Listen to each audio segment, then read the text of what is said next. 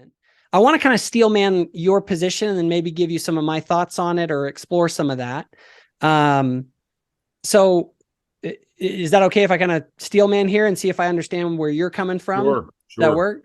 So, I mean, I feel like one of the things that you have is, well, first of all, I'm a big fan of your CES letter response. That was excellent. I think you've done great work with that. I appreciate your willingness to engage with people. And kind of your current thing is that, we have people in the church that don't fit in, right? Or feel they don't fit in. Gay people, doubters, ex-members, and you kind of feel like there's a lack of tools that we have to help these groups, to minister to these groups, to connect to these groups. And no mechanism for changing or, kind of repenting of past errors in the church that have happened.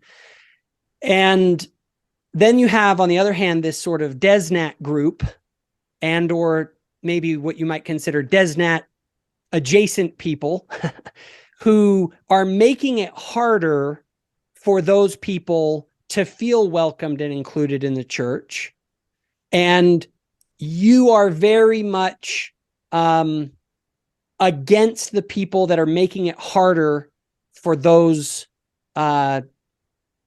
groups to feel welcome and included in the church. Is that kind of a fair summation of the way that you feel about these issues? Yeah, more or less. And I think, so it's funny because I myself, and I don't speak for any group, I speak for myself.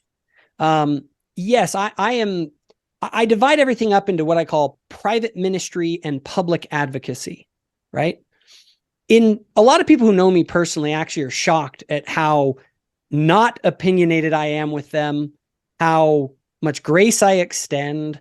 And they kind of are surprised when they get to know what I call my public advocacy, because public advocacy is something very different from private ministry as I see it.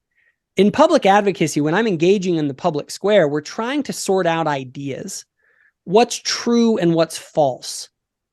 And in my mind, in that battle, if you kind of boldly speak the truth, it offends a lot of people.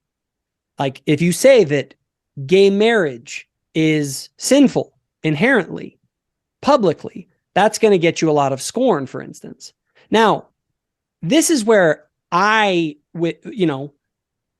wonder with a lot of people, and I don't know in your case, but I have to ask, do we have an actual disagreement, or is this just a matter of strategy? For instance, on the subject of gay marriage, like, do you hold that gay marriage is inherently sinful? Feeling extra busy? Count on Fiverr. Reliable freelancers, reduced workload, real ROI. Ready for anything? We're extra, so your workload doesn't have to be. Start here.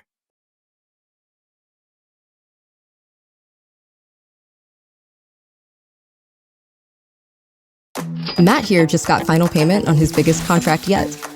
And it was actually pretty easy. Certainly not the painful process that independent business owners like him typically expect. So how did he make it all happen? It all started here, when he decided to organize his business his way and streamline his client experience, all in one place with HoneyBook, where independent businesses seamlessly sell and deliver their expertise. HoneyBook makes it easy to design client touchpoints into cohesive and impressive reflections of your company. Start with beautiful, interactive ways to present your services, and add fully customized questionnaires. HoneyBook even lets you set your meeting availability, so scheduling with clients is always a snap. Ready to propose? Bundle up invoices and contracts into a single proposal. And with a click, clients get a link in their inbox to sign and pay anytime, anywhere. There's that everything's running smoothly feeling. There's even automatic payment reminders when a nudge is needed. Meanwhile, you're on top of it all with a bird's eye view of every active inquiry, client, and project. Plus, you get individual project pages, each with a full client overview. With day-to-day organization under control, you can focus more on your passion and, of course, wowing your clients. And with HoneyBook's online payments and direct deposits, your money is in the bank 3 times faster. Hey, that's the sound of another payday.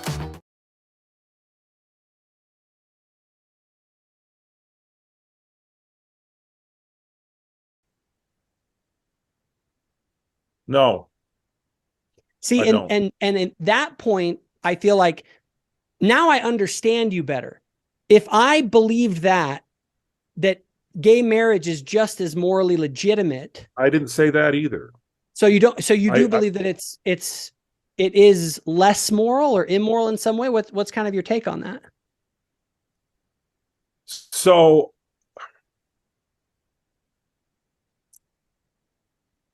I'm very guarded about what I'm willing to say about it, for a very specific reason. I know what the boundaries of the church are. I know what the boundaries of my covenants are. And if I want to stay a faithful, active member of the church, I can't cross those boundaries. And so I'm not willing to do it. When I've been confronted, for instance, by John DeLynn or by Bill Reel, who say, do you think that we should have gay ceilings in the temple? I've refused to answer the question, because the minute I say yes, if that's what I actually believe, is the minute I step outside of those boundaries. I know that that's not that the church has a boundary there, and I'm not willing to cross it. What I say is that it is very clear to me that we need further light and knowledge on this issue. And I am not going to dictate what that light and knowledge would look like when it comes. I believe it will come. I don't know what form it will come in. I don't know which leader will provide it.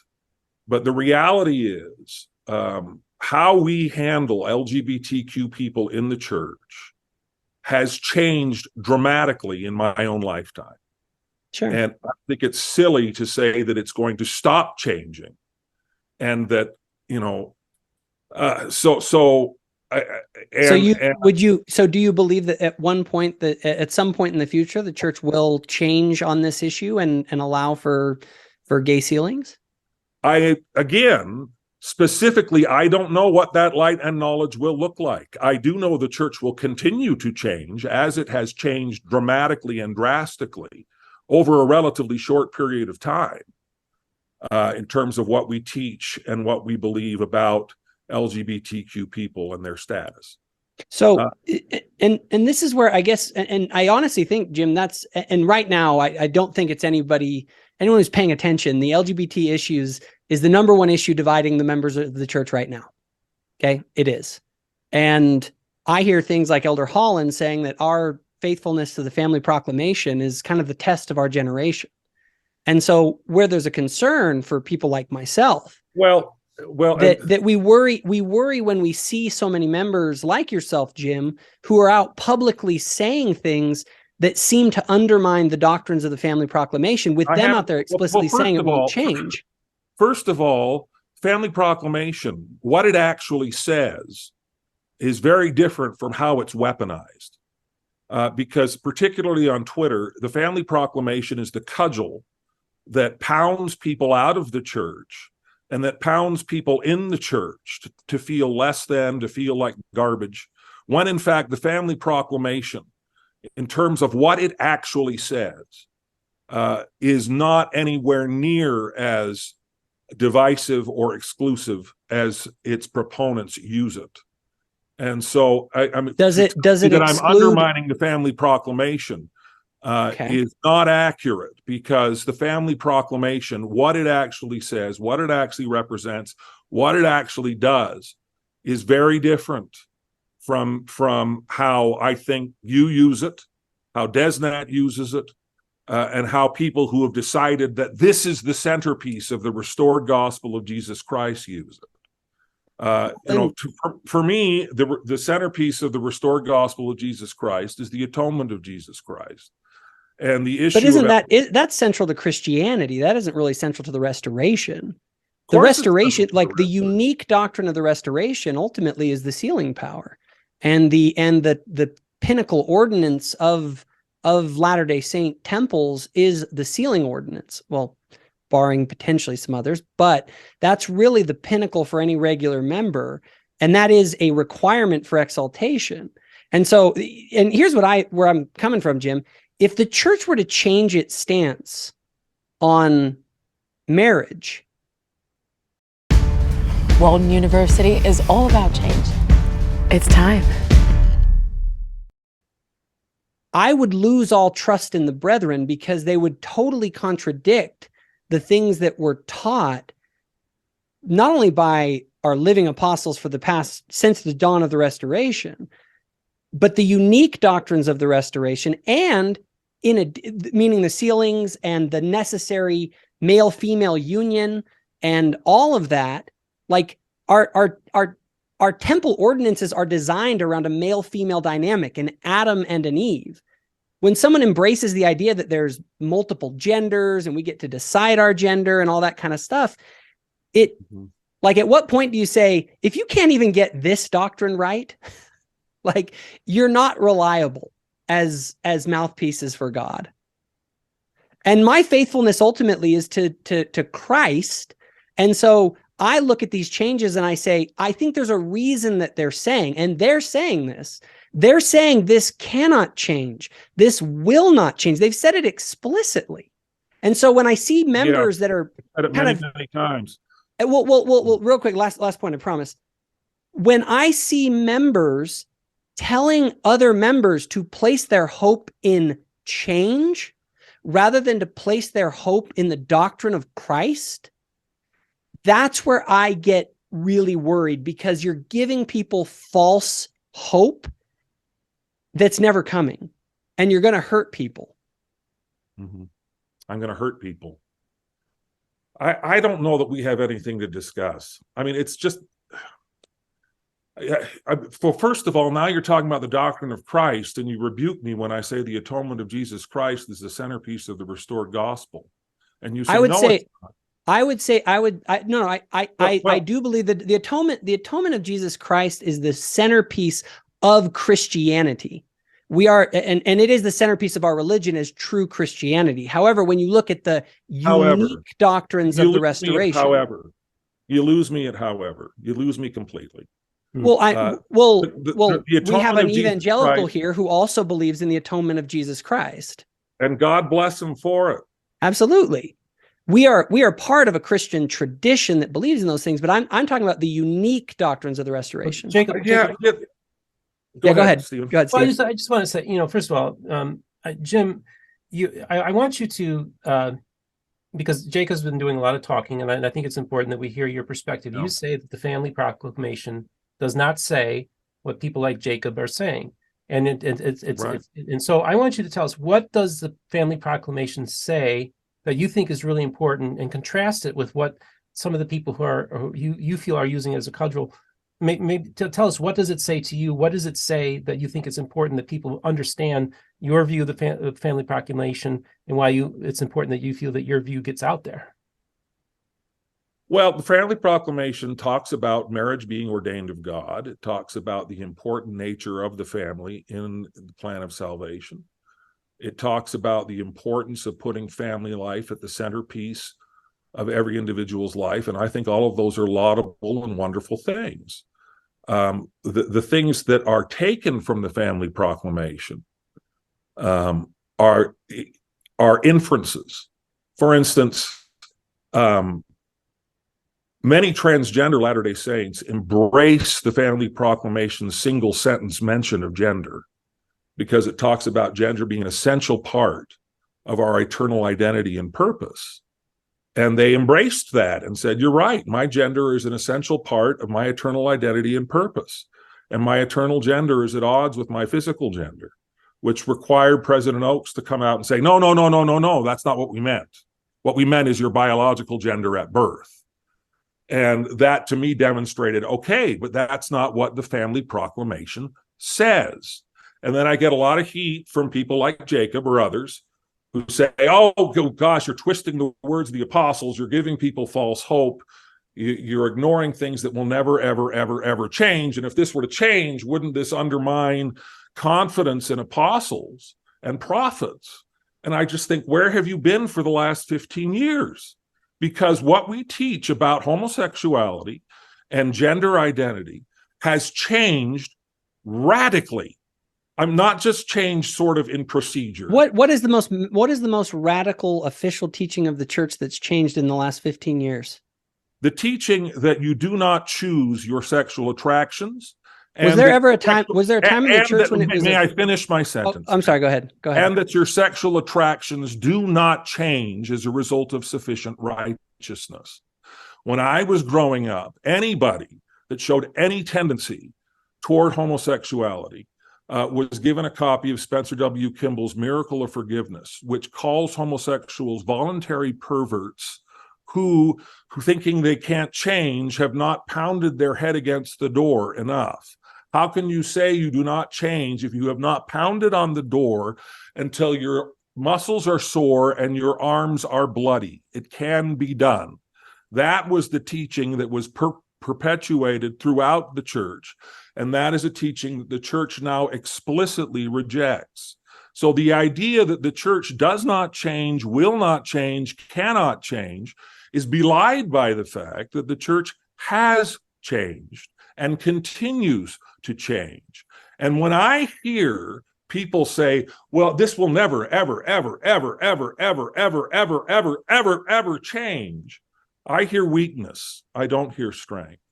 You don't have to continually remind people of things that are immutable when in fact they are immutable. For instance, I will tell you the church will never, ever, ever change the doctrine of baptism by immersion. Everybody knows that. And we don't hear that in conference. We don't hear continually, this can't change, this won't change, this will never change, because everybody recognizes it won't change. We see stability in that particular doctrine. When I see the doctrine of what we teach about gender identity and sexual orientation, I see massive amounts of change over time, over a very short period of time, relatively speaking. And I don't have a lot of confidence in the idea that, well, repeatedly saying this can never change means it can never change, because the most fiery sermons that we would never abandon polygamy in this life came, and that it would never, ever, ever change, came right before the manifesto.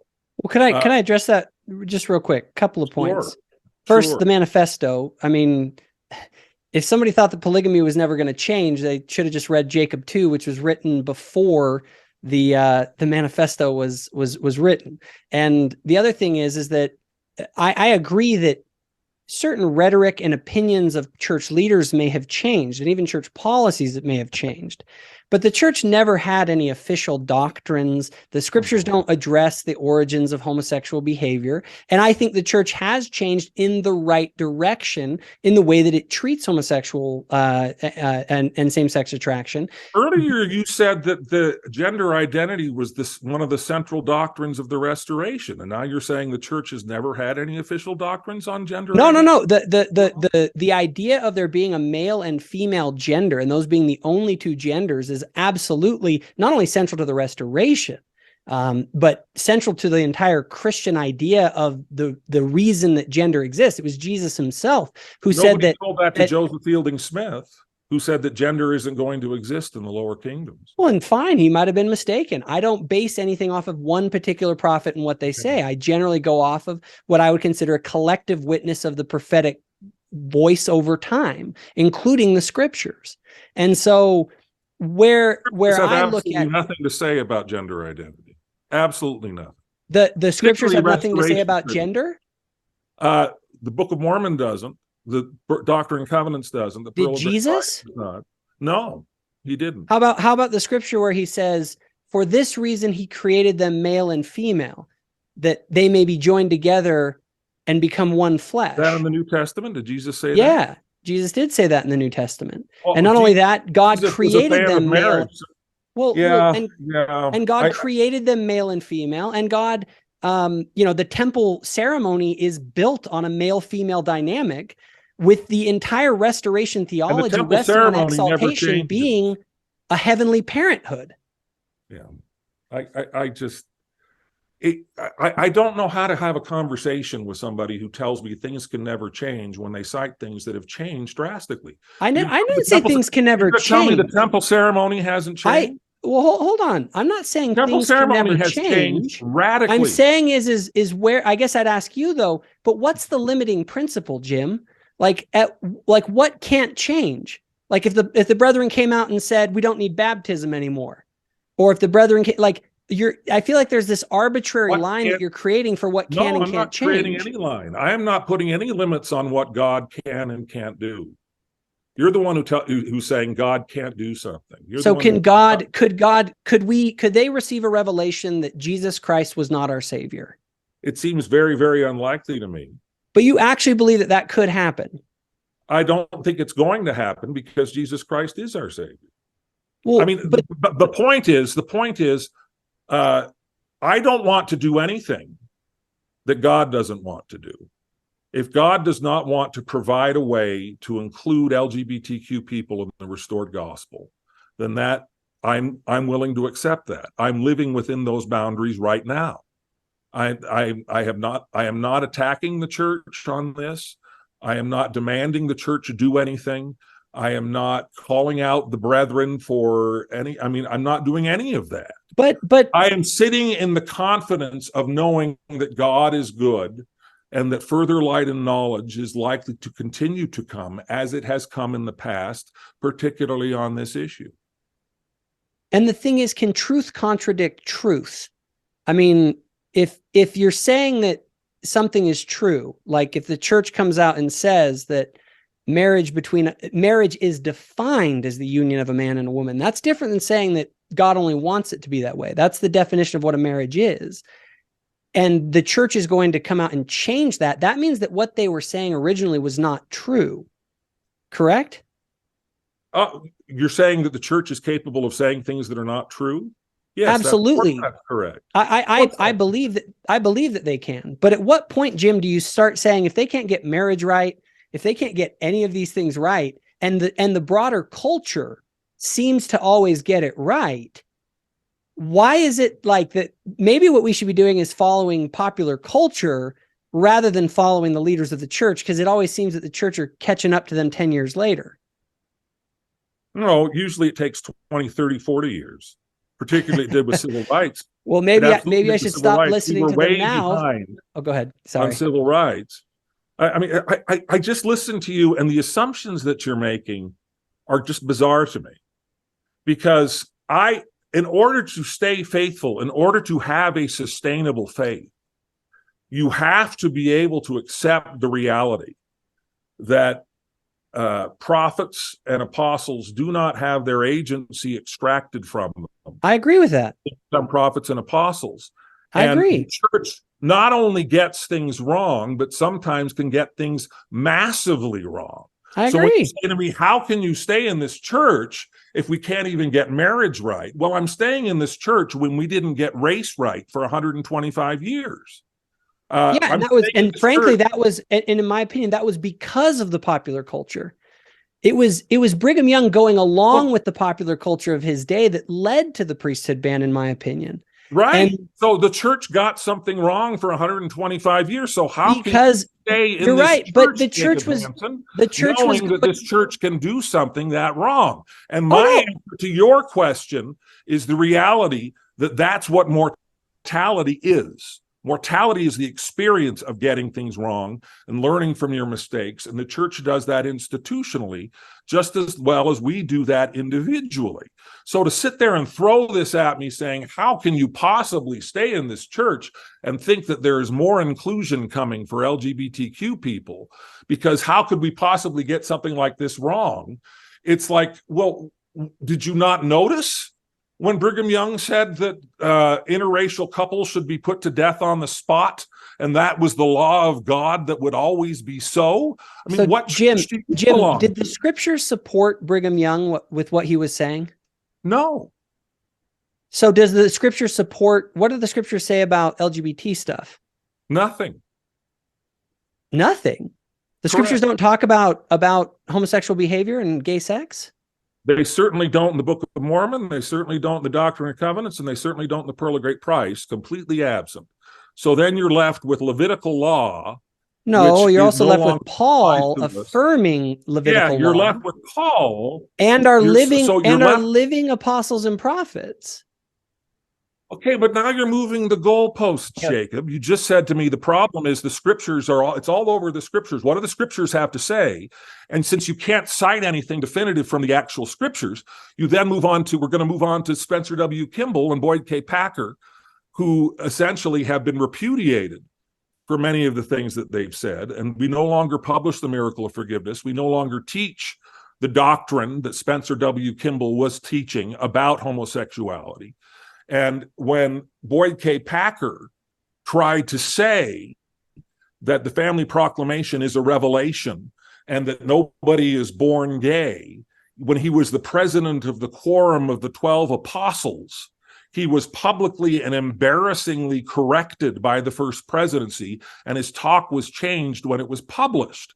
I think that is an indication that to assert that this is sort of a clear, unchangeable, immutable doctrine that has been consistent over time is a ludicrous proposition. It is not a proposition that can be sustained by Scripture. It is not a proposition that could be sustained by appeals to living prophets. It is not a proposition that aligns with reality. So I don't have any patience for it. It's nonsensical to me, because you keep coming at me with this sort of inconsistent position where the church teaches truth and the church is always right and the church can't change. But of course, the church has changed. Jim, I don't want to straw man it. Let's not straw man it. I believe in the fallibility of prophets. Okay, I fully believe in that. But I do believe that at some point, two things. One, at some point, if they're so fallible that they make so many mistakes, eventually they become unreliable. I believe prophets are fallible, so this is the line but they're still reliable. Where they would become too reliable if they become inclusive to LGBTQ people. Why wasn't civil rights the line for you then? Because the scriptures never supported their stance on blacks. The scriptures, good heavens. So the scriptures are pretty clear on accept the New Testament as authoritative scripture. Steve, you look like you wanted to chime Jacob, in. This is the thing. Okay, so I'm an outsider on this whole thing, and I was an atheist, naturalistic, materialist for a very long time, and I can honestly tell you, I was having a conversation with Matt Harris last year at the Mormon History Association and a few other scholars, and I told him, I said, I think it's inevitable. This is just me speaking as an outsider, like as an anthropologist, sociologist, or whatever. And that was, I think it's put you on my Be Real. You're on my Be Real. Go ahead. Okay. Is that what we have is, I think often what happens is that the Church of Jesus Christ of Latter-day Saints and the evangelicals have had this kind of relationship for a very, very long time, almost since the beginning. And often in order to get acceptance, especially with David O. McKay, starting in the 1940s, was trying to mainstream Mormonism and make it more into Protestantism, okay? And so in many cases, they've emulated the Protestants and now the evangelicals. And actually, the family proclamation was very similar to a proclamation that Jerry Falwell advocated in the 1980s, almost word for word in some cases. So in many cases, just speaking as an outsider, we see that the church often emulates what the evangelical groups are doing, because we're much larger. And I say it's only a matter of time within the next 20 to 30 years that the evangelical church is going to largely shift, I think, in a more pro-gay marriage position. And I think when that happens, the church will follow suit. I think that's kind of, in my opinion, I'm just giving you opinion. In my opinion, I think we're going to see that eventually that shift is going to happen within the next generation, because I think that the church is losing its youth in many ways, and the kids have completely different views on this issue than their parents and grandparents had. And the church realizes this. And so, and I know that I recognize that they're also in a very difficult position, because much of the schism that they've experienced in the past has been from more of the progressive side. You know, the people that they've been excommunicating, the people that have been leaving the church have been from the left. I also am aware of the fact that the church is also deathly afraid of there being schism on the right now. So now they have to really be so careful because they're kind of in a minefield. But I think what happens, just speaking just sociologically, I think what will happen is that when the culture shifts, including the evangelical culture shifts in more of a pro-gay marriage position, I think that will give the church the opening to make that change. That's just how I see it happening over the next 20 years. And sociologically it might, but here's the thing. I worry that we are losing more and more youth to because they do disagree with the church's current position on the church. And Jim, I mean, like, this was one of the things you posted that really concerned me. So there was this documentary called Mormon No More, where two Latter-day Saint women violated their temple covenants, left the church, and essentially went into a lesbian relationship together. And Jana Reese posts a review saying that this was a celebration, not just of individual people finding the freedom to be themselves, but of the deep and eternal love of family. And then Jim basically endorsed that review, saying this tracks with what I myself am feeling after watching this. And Jim, I couldn't help but wonder, like, what did I say? I mean, you've gone and looked it up. What did I say? You said, I've only seen the first episode, but so far my reaction tracks with this review. Thanks, Jana Reese. And I just couldn't help but see when you post something like that, my question was, is it acceptable to break covenants with God to be your authentic sexual self? Take a tour of a place from the comfort of your phone. No, it's not. But that's not what I'm saying. That's not what my reaction was, and that's not the way I'm looking at it. The thing that I liked about Mormon No More was that it was a holistic examination of the kinds of tensions that Latter-day Saint families are dealing with on a regular basis. Because it's not okay to break temple covenants, but people find themselves in marriages with people who no longer honor their covenants. Mixed faith marriages are a huge, huge thing, and even beyond homosexuality or anything else like that. They have children who leave the church, and so many people sort of react to that with what I call the Korihor template, that we don't have any other template to deal with somebody who leaves the church other than to treat them like an antichrist. To treat them, I mean, you're speaking of these two women solely in terms of the violation of their temple covenants. There's nothing else in their life that is worthy of note. There's nothing else in their experience that we should be paying any attention to. We should just simply judge them as apostate heretics, evil, and I wouldn't. And the reason why I loved that series was that it gave a voice to people on every side of the issue, and it did so in a respectful way, particularly of Latter-day Saints. The parents of these women stayed in the church and continued to honor their covenants and continued to love their children. And so the thing that I loved about that series was that it was not the way Under the Banner of Heaven was, which was a direct assault on the church to just say this church is pure evil and wicked and terrible. It was, hey, let's look at the experience of people who are on the outside of the church, who are on the margins of the church, and who still continue to fully embrace the church. How do these people live together in community and love? And I thought that was absolutely wonderful, a celebration of that experience. So I think that's an entirely appropriate thing to look at. And I can be fine with maintaining good relationships with those that leave the church. I don't know if you know my story, Jim. I have 8 siblings, and I'm the only one who's left in the church. My brother runs an anti-Mormon YouTube channel. Lucas, yeah. And myself and Steve actually had both of us on, and we talk about things. My brother and I have done it. So believe me, I've been in the thick of the mixed faith families and all of the drama with all of that. I have a gay brother. I have a gay uncle who I love dearly. Like, I'm in the midst of all of this. One of the young men that I've been mentoring he changed to transgender. But here's the thing. There's also about the difference between the way that we privately minister to people and then what we actually think is true. See, and this, Jim, is where I think there's the primary divide in the church that you and I are iconic of. We have very different notions about what is true in relation to these issues. And the brethren have a particular and have been very clear on what is true or not. No, when they it comes to haven't. these issues. No, they haven't. Have they No, been clear they about haven't. have they been clear There about is greater the definition division of among marriage? the brethren on this issue than any other issue of our lifetime. That's fine. Trust Have me. they been clear, Jim, about the definition of marriage being a union between a man and a woman? Up until the point where they endorsed a legislation that made gay marriage legal in all 50 states. And what did they say about our doctrine in relation to that? That doesn't legal matter. decision? That's the thing.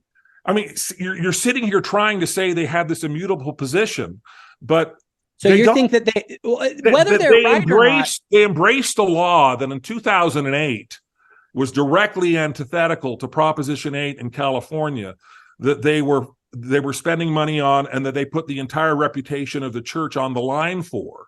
And then they go about, and 12 years later, 14 years later, I guess, they embrace legislation that is directly antithetical to that. And then you're sitting here trying to tell me they're so clear and they've never changed and it's never going to change. It's just nonsense. No, the doctrine, absolute nonsense. The doctrine of the church is that the union of a man and a woman is the definition of marriage. Jim, what else could be the definition of, like, how do you define marriage? That's a ridiculous question. No, it's a central question. What is marriage? What is marriage is a commitment between two people to build a life together and to be faithful. That's it? Yeah, that's it. See, then why does marriage matter? It matters a great deal. Nothing matters more. It's wonderful. It's beautiful. It's why I'm married. Yeah, but you could do that without the state involved or the church involved. Like, why? What is the need for this? I don't understand the point you're trying to make. The point I'm trying to make, Jim, is that our doctrine in relation to the family is very clear. It is. No, it isn't. President Nelson said that if you redefine marriage, you destroy the family. Yeah. Because when you redefine marriage as just a union of any two people who love each other, you remove the very thing that makes, as Christ said, the union of a man and a woman. That's the reason gender exists. Why does gender exist, Jim, according to you? I didn't sign up for the third degree here, Jacob. You clearly disagree with me. I clearly disagree. Well, I don't understand you. And I don't appreciate being cross-examined. I'm not going to cross-examine you. I am very comfortable with my position. I'm very comfortable that my position is in line with the doctrine of Jesus Christ. You throw the word doctrine around, I'll clarify what I mean by doctrine. I just mean by the generally accepted teachings of the authoritative figures of the church. Yeah, I think is a fair definition. That's how I would define doctrine too, except for you're defining it in a way where you say it absolutely can't change, and I can cite for you. No, I think it can. I think it can. Where it's changing. I do believe that doctrine can change. I don't believe that any doctrine can change. Okay, well, just real quick. First of all, Jacob, to get Go you ahead. Are you in favor of the church's position now that is basically in favor of legalized gay marriage? What are you talking to me? Yeah, Jacob. Yeah, are you in favor of the Yeah, so I believe that the church is not in favor of gay marriage because the church doesn't believe that gay marriage exists. Now, let me explain what I mean by this. Well, they're in favor of legislation. Hold on, let me explain what I mean by this.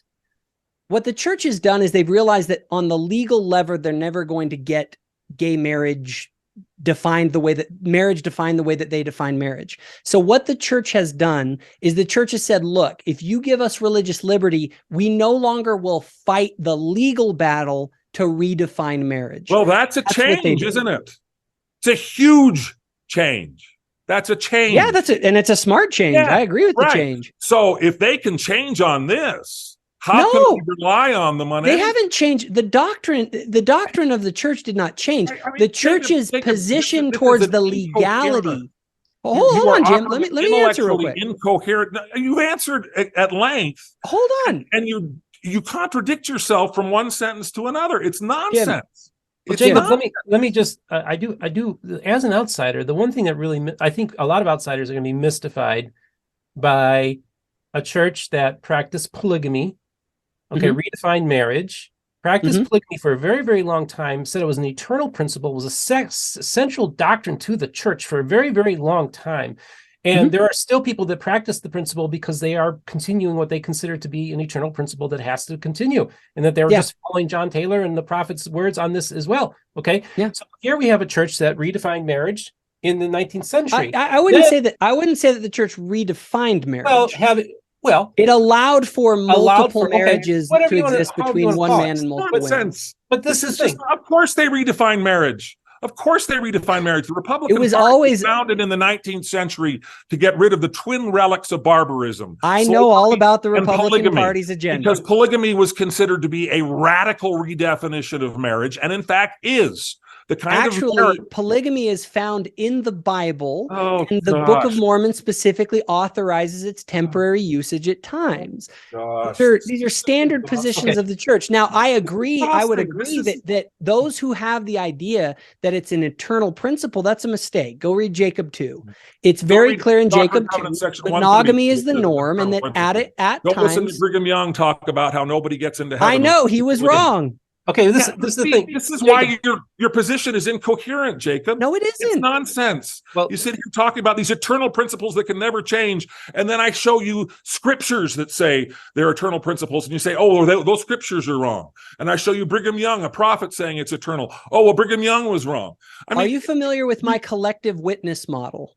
No, I'm not familiar with anything you have said prior to today. And that's one of the reasons that you just don't understand the way that I reconcile some of these things. And I base doctrine off of what a collective witness of the prophetic witness over time has said to establish what is most likely true in matters of church doctrine.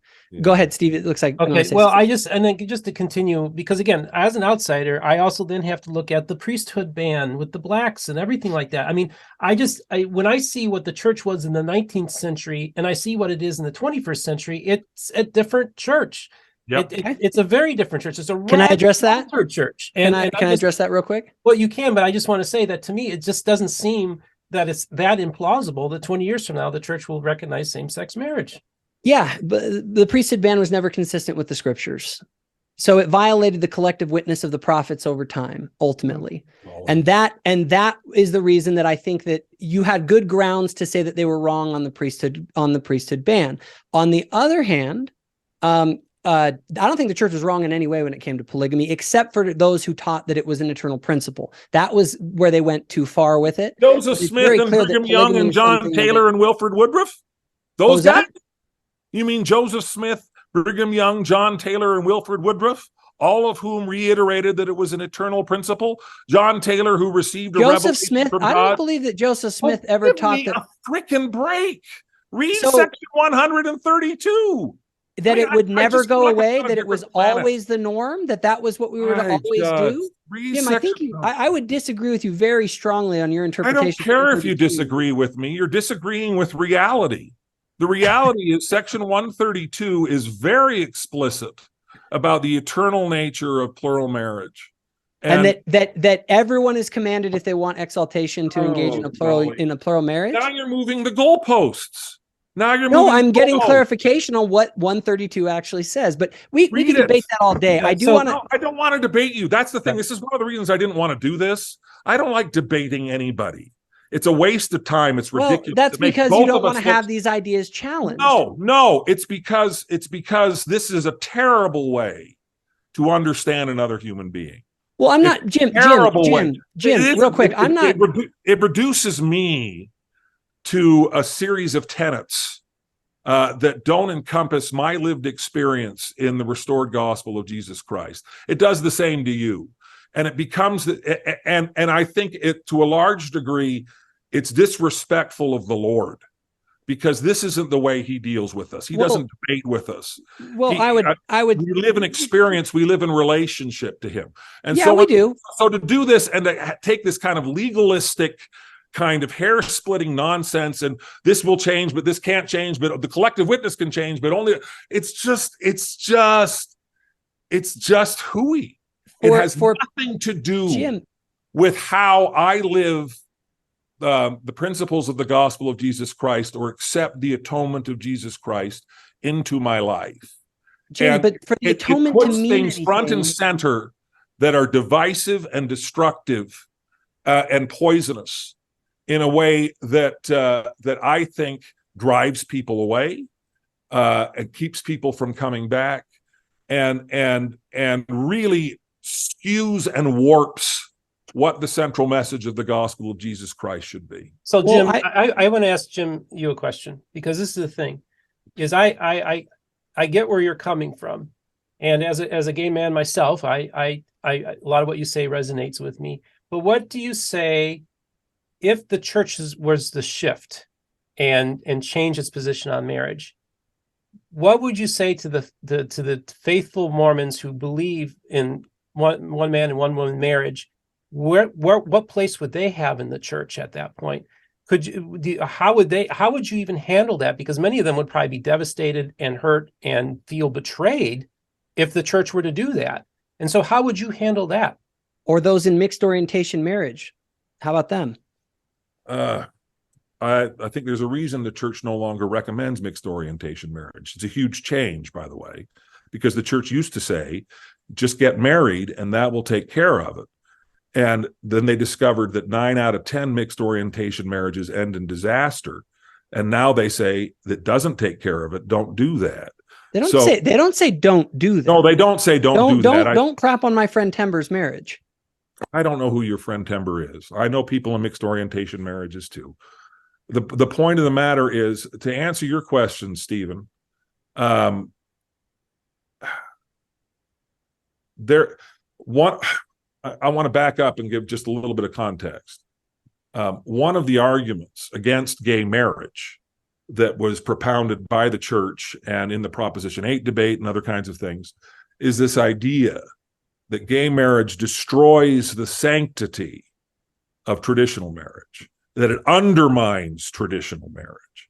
And I think one of the reasons why you're seeing so many people who have lost confidence in the church is because that is a demonstrably false argument. My marriage has survived the legalization of gay marriage without incident. It hasn't harmed my marriage. It hasn't undermined my marriage. It hasn't. How about marriage rates? How about marriage rates? That has not. I mean, don't move the goalposts when I'm talking. No, it's a very important conversation because we've totally redefined what family is. So let Jim finish. So the point being, so what do I tell people who would be devastated if the church were to actually change? Is what I'm telling people now, which is that if you have a church that if your faith is contingent on the idea of an infallible church that cannot change, you are a faith crisis waiting to happen. I agree. And I think probably the most destructive false doctrine that is taught in the church today is the false doctrine of prophetic and apostolic infallibility, because it destroys faith. And that's where you get Jeremy Runnels is that they start going down the rabbit hole and they start looking at all of these issues. And suddenly they see, hey, prophets have made all kinds of mistakes because they're human beings who have agency. And so why follow them? All right. Well, I'm sorry to hear you're leaving the church, Jacob. But no, my answer to that is because I still think they're very reliable on the things that ultimately matter. I do, guys. The doctrines of the Restoration. I do want swig. Can you guys get me a Diet Coke thing?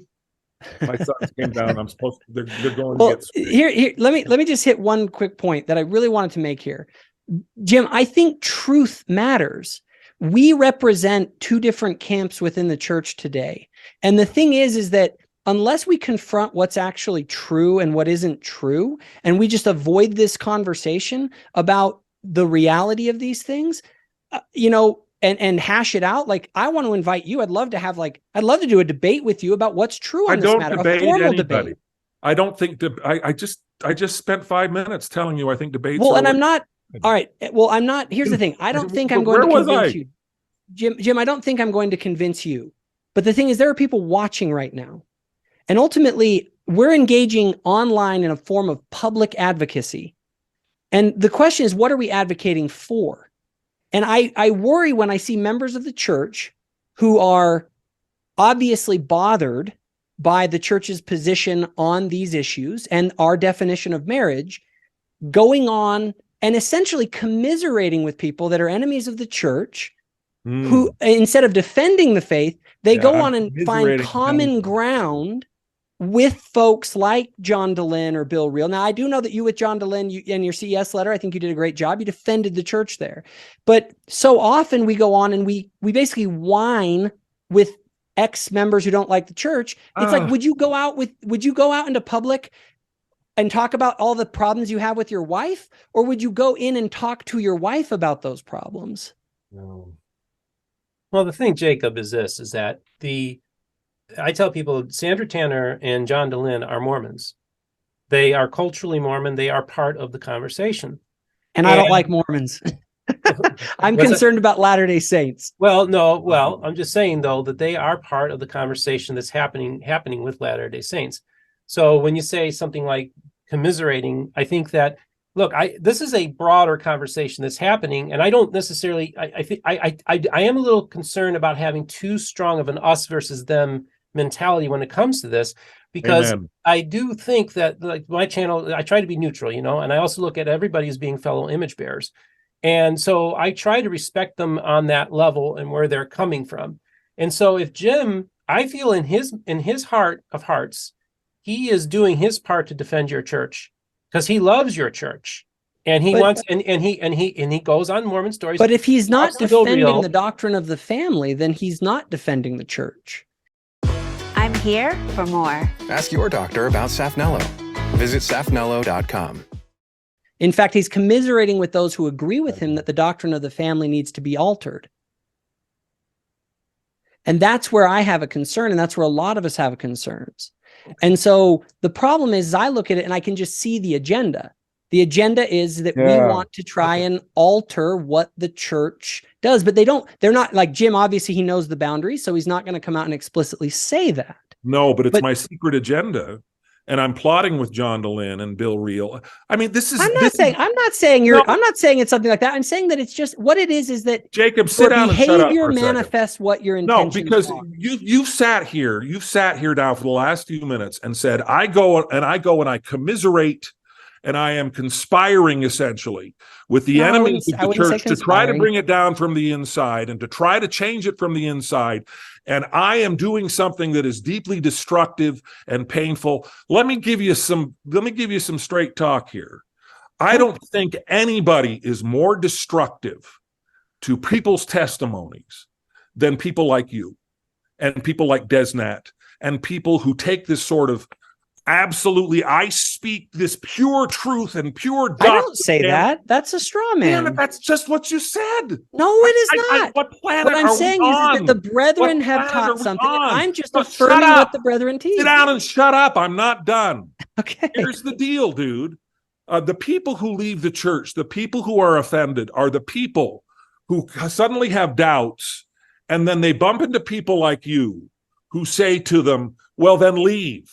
Because you're full of crap. I mean, when I had a huge problem in 2015 with the doctrine of exclusion, the policy of exclusion, and I said so publicly, I was astonished that the first reaction of just about everybody in the church to me was, we don't want you here in this church anymore. Get lost. Leave. You're not defending the doctrine. You're not defending the family. You are terrible. We want you gone. I don't think there's anybody who wants a smaller... I would not have said that to you. Just than Desnat does. You haven't said that to me, but the point of view that you're sitting here and you're sitting how concerned you are with my commiseration with the enemies of the church, when what I am doing is recognizing the reality that we no longer have a choice but to engage rather than walk away. But there's a difference between engaging like I have. We have no choice but to engage with as Stephen says, these are people who are part of the conversation. Well, real quick, we have spent most of the restoration demonizing them, whoring them, and telling them that we won't talk to you, we won't engage with you. And then when I say, no, I am going to engage with you, and that's good. Hansen tell me I'm commiserating. Have you seen, did you know that I've engaged with Bill Reel? That's great. So why are you commiserating with the enemy according to the standard that you have announced here? Because if you listen to our conversations, in my conversations with Bill Reel, I am defending the church, not and I'm not him about the problem. I'm not. Have you heard me go on any kind of thing and say the church needs to start doing gay temple ceilings? No, but you've gone on and said the church needs to change. I have never said that. Have you ever heard me go and say? Steve, can I make one quick comment? One quick comment. So gruesomely that I just don't have any patience for this. Okay. Well, and Steve, can I make just one quick comment to defend something that I felt like was a little bit personal? I think we should probably wrap this conversation up. Yeah, no, that's totally fine. So what it was is that you said that you're worried that I'm driving people out of the church. Yes, you are. Here's some you think I'm driving people out of the church. Here's some messages that I've recently got. I had one person who wrote me and said, I was on the road to removing my name from the records of the church. Then I discovered Thoughtful Faith and Quick Media and others. Another said, between listening to your material, diving into the scriptures, and surrounding myself with believers, I have found a serious spiritual revitalization. Another said, I've been struggling with this issue for a while, but after hearing your debate, and that there is justification for Brigham's actions, it's very heartening to me. Someone else said, I personally know someone that Jacob has saved from nihilism. I get messages like this all the time. Now, here's the thing. You can get people on the other side that'll say, yeah, there are people that stayed in the church. But I think there's a difference if you get people to stay in the church because you tell them like, hey, don't worry. In 15 years, the doctrine's going to change. So just like put your faith in that change and it'll come, versus affirming the doctrines of the church. And I know that you've done that, by the way, with the CES letter response. I think you did an excellent job here. But we represent two different camps here in the church. And I think, Steve, one thing about this episode that I think is very important is I think people need to be aware of the difference, the schism that is existing within the church body itself. I'm in church on Sunday fulfilling callings. So is Jim here. And I think this discussion that's happening between us and our inability to actually reconcile it is that's going to be the issue of the next 50 to 75 years of the church. And I actually am happy that Jim came on to sort of engage with me on it, because I think that it is something that needs to be addressed and needs to be fleshed out so that we can figure out where we stand as a church and as a people. I just received a valuable letter from a 16-year-old girl who lives in a state where we have few members. I will call her Amy. Her letter is important because she expresses feelings that are common in young people all across the church. Amy's lengthy letter includes these portions. I've asked one of your peers to read her words. I feel like I sometimes get inconsistent and confusing messages from the church. In my day-to-day life, I see members of the Church of Jesus Christ of Latter-day Saints on social media act as if they aren't part of this gospel. I feel like I'm the only young woman in my ward who sees the things I see wrong with the world. I truly don't understand why so many youth in our church don't see any problem with people changing their gender every other day, dating people who are the same sex or identify as no gender. At ward or stake youth activities, I am asked my pronouns, or at school, I am asked to dance with a girl who thinks she is a boy. I know we are supposed to love everyone and show them respect, and I always do. I just feel that there is a line being crossed. I wish we heard more talk from church leaders about this problem. This is a letter from a young woman who is about the age of the high school seniors in this audience. Why does her letter strike me so profoundly? She wants to do what is right, but she feels surrounded by values and behaviors she feels to be wrong, and she just doesn't know what to do about it. She wants to stand for truth, but she doesn't know how to do it with love. In a devotional to young adults at Ensign College, Elder Clark G. Gilbert and I described this challenge of standing fast with love while proclaiming the truth. We can still love others and find common ground without compromising the truths we know. False prophets and false teachers are those who attempt to change the God-given and scripturally based doctrines that protect the sanctity of marriage, the divine nature of the family, and the essential doctrine of personal morality. They advocate a redefinition of morality to justify fornication, adultery, and homosexual relationships. Some openly champion the legalization of so-called same-gender marriages. To justify their rejection of God's immutable laws that protect the family, these false prophets and false teachers even attack the inspired proclamation on the family issued to the world in 1995 by the First Presidency and the 12 Apostles. Those who do not fully understand the Father's loving plan for his children may consider this family proclamation no more than a changeable statement of policy. In contrast, we affirm that the family proclamation, founded on unchangeable doctrine, defines the kind of family relationships where the most important part of our eternal development can occur. Fundamental to us is God's revelation that exaltation can only be attained through faithfulness to the covenants of an eternal marriage between a man and a woman. That divine doctrine is why we teach that gender is an essential characteristic of individual, premortal, mortal, and eternal identity and purpose. Thus, Satan seeks to confuse us about our stewardships and distinctive natures as men and women. He bombards us with bizarre messages about gender, marriage, family, and all male-female relationships. But our claims for the role of marriage and family rest not on social science, but on the truth that they are God's creation. It is He who in the beginning created Adam and Eve in His image, male and female, and joined them as husband and wife to become one flesh and to multiply and replenish the earth. Each individual carries the divine image, but it is in the matrimonial union of male and female as one that we attain perhaps the most complete meaning of our having been made in the image of God, male and female. Nor we nor any other mortal can alter this divine order of matrimony. It is not a human invention. God sanctioned marriage between a man and a woman has been the basis of civilization for thousands of years. There is no justification to redefine what marriage is. Such is not our right, and those who try will find themselves answerable to God. Marriage between a man and a woman is ordained of God, and the family is central to the Creator's plan for the eternal destiny of His children.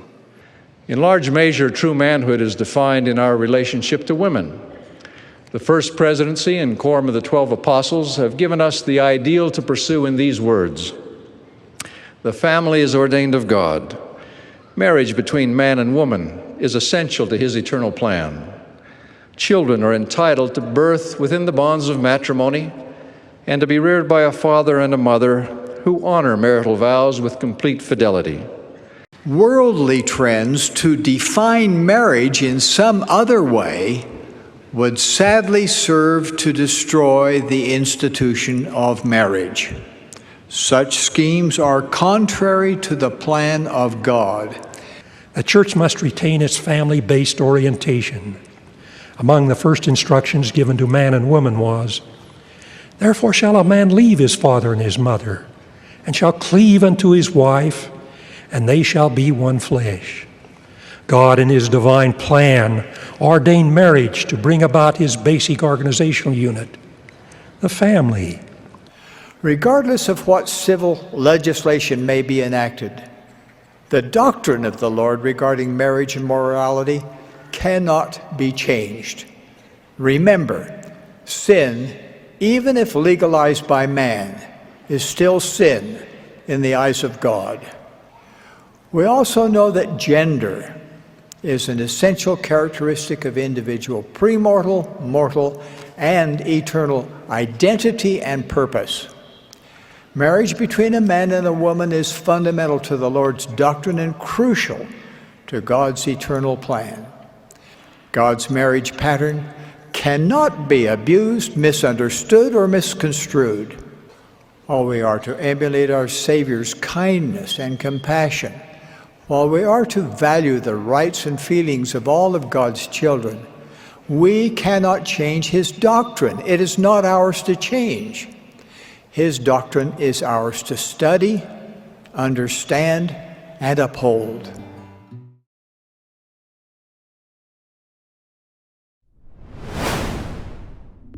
So do you enjoy the content here on Thoughtful Faith? If so, be sure to hit the notification bell. This ensures that our new videos show up on your feed. Also, be sure to check out our Facebook group called Thoughtful Saints, where myself and others discuss the sorts of topics found on this channel. And lastly, if you think other people would benefit from this video, please be sure to share it.